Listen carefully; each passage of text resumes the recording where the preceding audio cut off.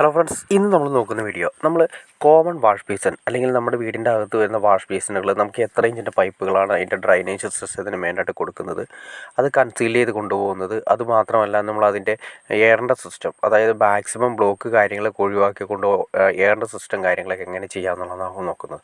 ഇതിപ്പോൾ വരുന്നത് ഒരു കോമൺ വാഷ് ബേസിൻ്റെ ഏരിയയാണ് വരുന്നത്. കോമൺ വാഷ് ബേസിൻ്റെ ഏരിയ ഓൾറെഡി നേരത്തെ നമ്മൾ പൊസിഷൻ ചേഞ്ച് ചെയ്യുന്നതാണ്. വാഷ് ബേസിൻ്റെ പൊസിഷൻ ചെയ്ത സമയത്ത് നമുക്ക് അവിടെ കൊടുക്കാൻ പറ്റാത്തതുകൊണ്ട് നമ്മൾ സെപ്പറേറ്റ് കൺസീൽ ചെയ്ത് വെട്ടിക്കൊണ്ടുപോയിരിക്കുന്നതാണ് ഈ കാണുന്നത്.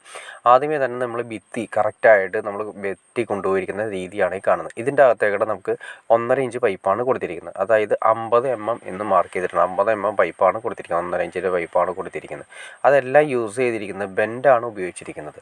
ബെൻഡാണ് എല്ലാ കാര്യങ്ങളും ഉപയോഗിച്ചിരിക്കുന്നത്. പിന്നെ ഒരു ഏരിയയിൽ മാത്രം നമുക്ക് ബെൻഡിന് ഗ്യാപ്പ് ഇല്ലാത്തതുകൊണ്ട് മാത്രം ഏറ്റവും എൻഡിൽ നമ്മളൊരു എൽബോ കൊടുത്തിട്ടുണ്ട്.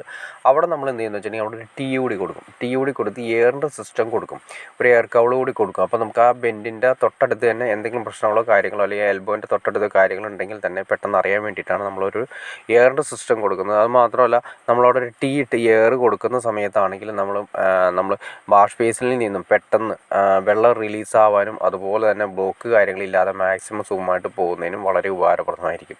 അപ്പോൾ നമ്മൾ എയറിൻ്റെ സിസ്റ്റം മാക്സിമം കൊടുക്കുന്നത് ഏറ്റവും അത്യാവശ്യമാണ്. ഇതാണ് ഞാൻ പറഞ്ഞിരിക്കുന്ന സുപ്രീമിൻ്റെ പൈപ്പാണ് നമ്മൾ കൊടുത്തിരിക്കുന്നത്. 50 mm എന്നാണ് മാർക്ക് ചെയ്തിരിക്കുന്നത്. 50 mm എന്ന് വെച്ചാൽ 1.5 ഇഞ്ച് പൈപ്പാണ് വരുന്നത്. 6 kg പൈപ്പാണ് ഉപയോഗിച്ചിരിക്കുന്നത്. 6 kg വേണമെന്ന് നിർബന്ധമില്ല.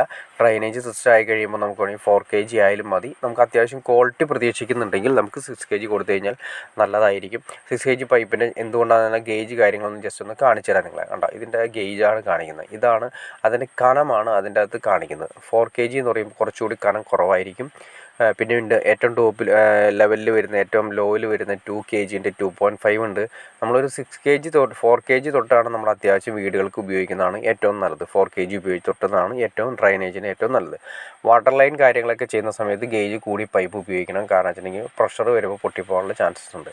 ഇതാണ് ഞാൻ നേരത്തെ പറഞ്ഞ എയർ കൗൾ കൊടുക്കാൻ പറ്റിയിട്ടാണ്. അതായത് നമ്മളവിടെ ടീ വെച്ചതിന് ശേഷം ഞാൻ പറഞ്ഞില്ലേ, അവിടെ നമ്മൾ ടീ വെച്ച് എയർ കൗൾ നമ്മളവിടെ സിസ്റ്റം ചെയ്യും. ഇങ്ങനെയാണ് വരുന്നത്. അവിടെ നമ്മൾ ടീ വരും.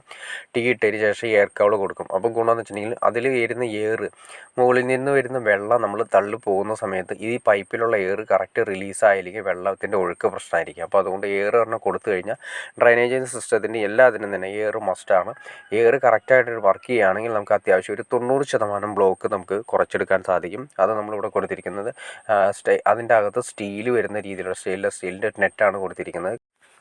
കാരണം കുഴിയിലേക്ക് നമ്മൾ കണക്ട് ചെയ്യുന്ന സമയത്ത് കീഴിൽ നിന്ന് വരുന്ന കൊതുക് കാര്യങ്ങളൊക്കെ ഉണ്ടെങ്കിൽ അത് പുറത്ത് പോയി നമുക്ക് ഡിസ്റ്റർബൻസ് പുറത്ത്, അതായത് വീടിന് ചുറ്റും വന്ന ഡിസ്റ്റർബൻസ് ഇല്ലാതിരിക്കുന്നതിന് വേണ്ടിയിട്ടും അതുപോലെ തന്നെ എയർ റിലീസ് ചെയ്യുന്നതിന് വേണ്ടിയിട്ടും പിന്നെ ലൈഫ് ലോങ് കിട്ടുന്നതിന് വേണ്ടിയിട്ടാണ് നമ്മൾ അതിൻ്റെ അകത്ത് സ്റ്റീലിൻ്റെയാണ് നെറ്റ് കൊടുത്തിരിക്കുന്നത്. കാരണം എയർ കൗളിൻ്റെ അകത്ത് വന്നിരിക്കുന്നത് അതല്ല തന്നെ സുപ്രീമിൻ്റെ ഫിറ്റിങ്സാണ് വന്നിരിക്കുന്നത്.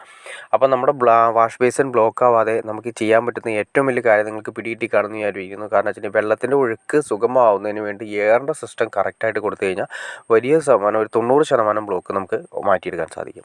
ഓക്കെ ഫ്രണ്ട്സ്, നിങ്ങൾക്ക് ഈ വീഡിയോ ഉപകാരപ്പെട്ടെന്ന് ഞാൻ വിചാരിക്കുന്നു. ഇനി എന്തെങ്കിലും ഡൗട്ട്സോ കാര്യങ്ങളോ ഉണ്ടെങ്കിൽ തീർച്ചയായിട്ടും കമൻറ്റ് ചെയ്യാൻ മടിക്കരുത്. അതുകൊണ്ട് ഷെയർ ചെയ്യാൻ മടിക്കരുത്, സബ്സ്ക്രൈബ് ചെയ്യാൻ മടിക്കരുത്. ഓക്കെ ഫ്രണ്ട്സ്, അടുത്ത വീഡിയോയിൽ കാണുന്നവരെ ഓക്കെ.